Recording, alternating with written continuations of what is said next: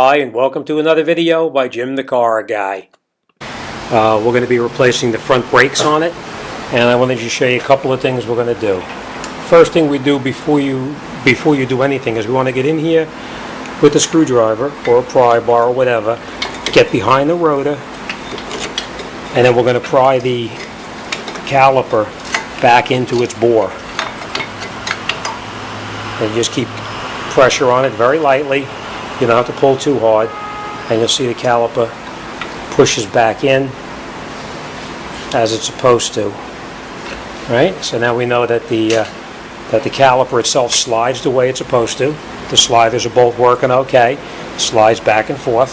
So that we're going to take off the bolts on the top right here, and basically it's just looks like a 14 millimeter, and you just take them off.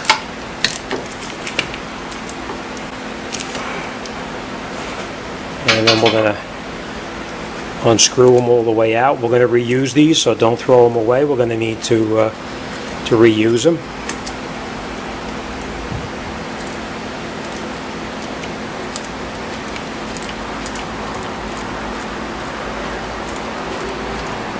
All right, one thing you're going to do is you're never going to leave the caliper hanging by itself without supporting it. So I just want to go and get something to support it with. All we do is just take a hanger or whatever you have and just slide it through here and just relocate it up and out of the way, so that way it's not hanging by the cable here.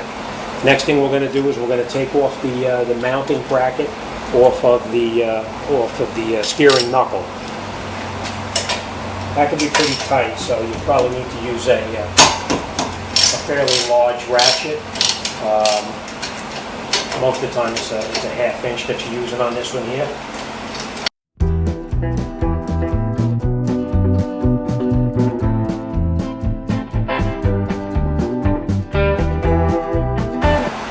We're going to reuse those again, so don't throw them away. Take the mounting knuckle off. Remember what I was telling you about the, when you recess it all the way back in, the slide pins? That's these pieces right here. They have to be able to slide nice and easily. If they don't slide, then you're going to have to change the mounting bracket. But I'm going to show you how you grease everything up when you put it back together. But in the meantime, I want to show you how to get the rotor off the car. This rotor is a little different than most rotors, and I'm going to show you why. You would think that you just pull the rotor right off the car, and it comes right off. That's it. But this rotor here is pretty tight. One, because it's rusted on there, and the next reason is there's a little O-ring right here on the face that keeps moisture from getting into the back there. If you don't take this O-ring off, you're going to kill yourself trying to get that rotor off there, and it's not going to come off. Alright, so you have to pull that ring off. You just use a pick or a scribe, whatever you have, to get underneath it. And we are going to reuse this, so don't throw it away. Now I'm going to show you how to get the rotor off the car. Obviously, rotors, if they sit for a while, they are pretty rusted where you can't get them off. And if you see, this is pretty rusty. But what we're going to do is we're going to take a hammer, and we're just going to tap it ever so slightly right on this top part, right up in here. We're going to tap it right there while prying with the pry bar out on the knuckle. So you just tap it and keep pressure on here and tap it.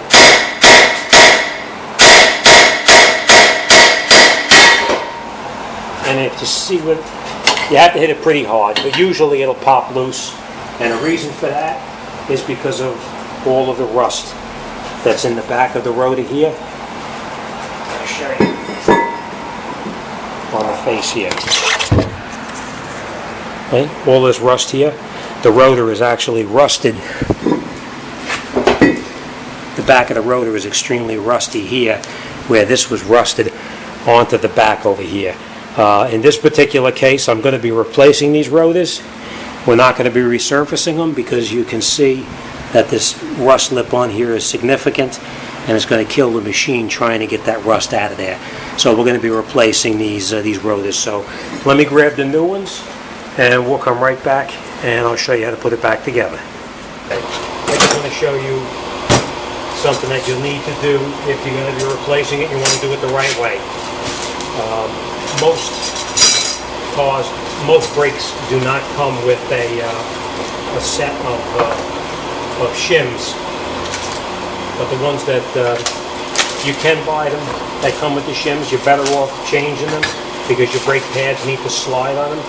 So what we're going to do is we're going to take this out, lay it over here, take this out, and lay it over here. What we're going to do is, you see this clip right in here? We're going to take this clip off and we're going to replace it with a new one. The reason you're going to do that is because these get very rusty here, and the brake pad itself needs to slide back and forth in there. So if this is rusty and the brake pad can't slide, they're going to stick and they're going to stay applied, and you're going to prematurely wear down your brakes.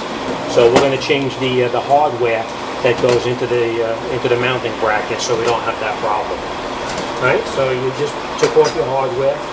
Always check in here to make sure there's not a significant amount of rust buildup inside here. If there's a lot of rust built up inside there, you take a file and you clean out the rust. You clean out the rust that's inside over here. In this case here, there is no rust in there, so we don't have to worry about that. Now we're going to take the...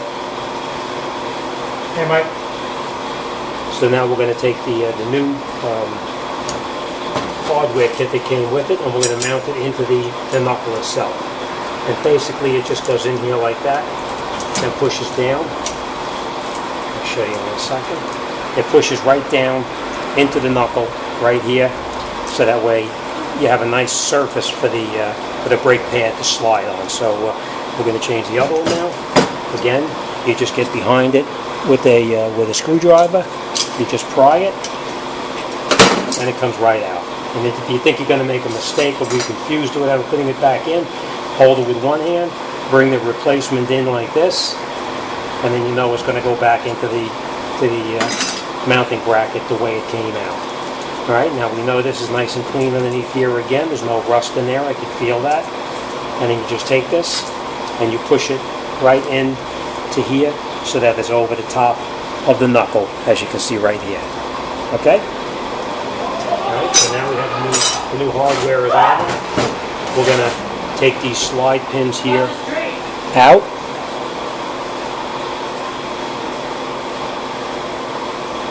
And this one here also, we're going to take it out. And then we're going to put a little bit of grease on it to make everything slide nice and easy. Same thing here, a little bit of grease on this one. And we put it right back in here. And it slides nice and easy as supposed to. Next thing we're going to do is we're going to take a little bit of this grease that comes with it now and put it right here where the brake pad is going to ride so that it's nice and smooth. No binding, no sticking. All right, same thing here. A little bit of grease right on here also. Same thing. All right. So now we have we lubricated both of the slide pins. We changed our hardware and we lubricated the hardware. Now comes time to put the brake pad back into the knuckle. Always check to make sure that the pads are the right ones. Line them up. Make sure they look okay, which they do, and then we're going to put it together. The way I normally do it, you could do it in the car if you want, or you can just do it here on the bench. You put your brake pad in to the knuckle, and you just turn it sideways like that, and it fits right in as it's supposed to.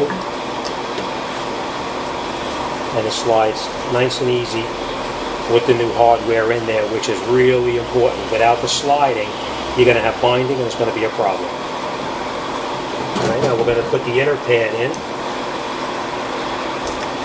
And I'm just showing you this as an example. We're going to be doing this in the car, but I'm just showing you right now. All right, and I'm going to take the inner pad And we're going to do the same thing. You put it into your mounting bracket, you turn it, and it goes right in just as it's supposed to. Alright, so now we're going to take this back over to the car, and we're going to finish putting it back together. Now before we put the rotor back on, we're going to make sure that the hub, we cleaned all of that rust off of there so it's a nice clean surface to assemble it. And what I normally do is I screw a nut, one of the nuts on to hold it in place while you're working. Makes it a little bit easier. Holds the rotor in place. Now remember we talked about this this O-ring here too. We have to put that O-ring back on there. And the way you do that is you just put it into the groove, hold it in place, and you just take the scribe or pick or whatever, and you put it right on there, and it pushes right back into the groove where it belongs.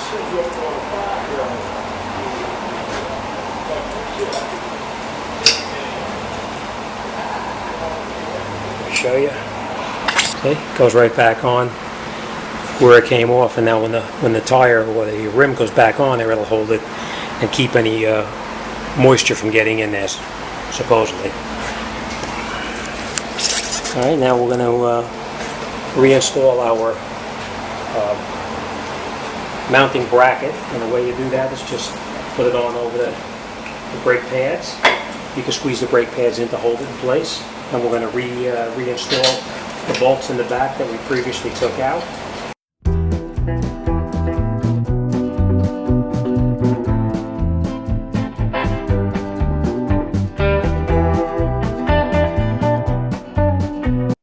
Next, we're going to look up the torque specs on this, and we're going to torque these hold-down bolts to the proper foot-pounds. All right, so let's do that, and we'll come right back. And the way we're going to do that is we're going to take the brake pads, the ones I didn't install from the other side yet. We're going to take our caliper, just lay the caliper up. Lots of different tools to do this. Some people use a C-clamp. I don't like the C-clamp because the pistons on the calipers today are made of plastic. You don't want to break them.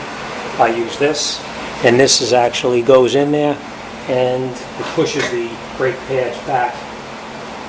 I'm sorry, pushes the pistons back into the bore, so that you'll be able to get it back over the new brake pads without a problem.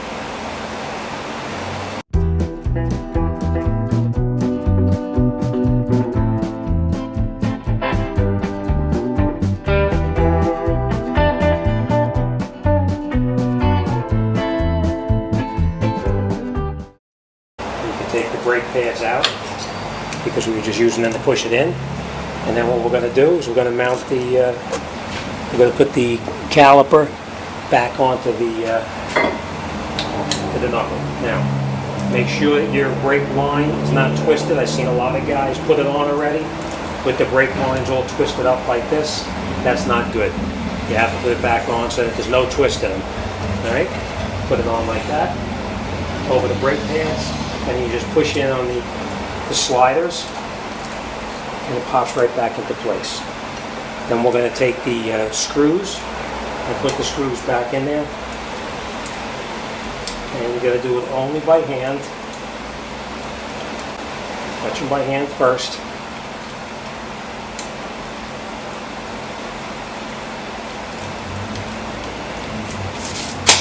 Let me just show you one thing real quick.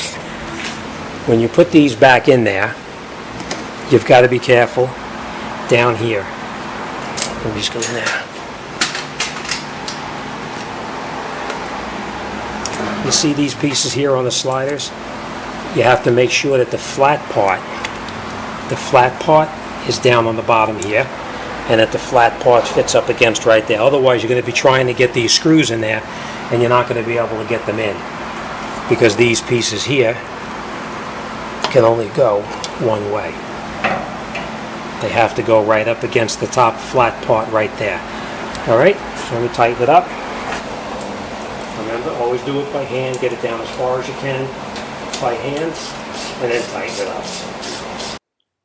Next, after we tighten the bolts down, we're going to come back up here with our torque wrench, and we're going to torque everything to the proper foot-pounds and then we'll be pretty much all set and this job will be done. Let me just show you again. All right, we have our mounting bolts tight here. We tightened up the other bolts in the back down over here that hold the mounting bracket to the car. We put that O-ring back on the rotor itself, and that's it. Our brake line is not twisted. It's nice and straight, so you know you didn't twist it by accident. And that's it. Now we're going to go around the other side, and we'll put that together, and we'll be all set. As you can see, doing the brakes is really not that difficult if you follow the step-by-step procedure. As always, thanks for watching. See you in the next one.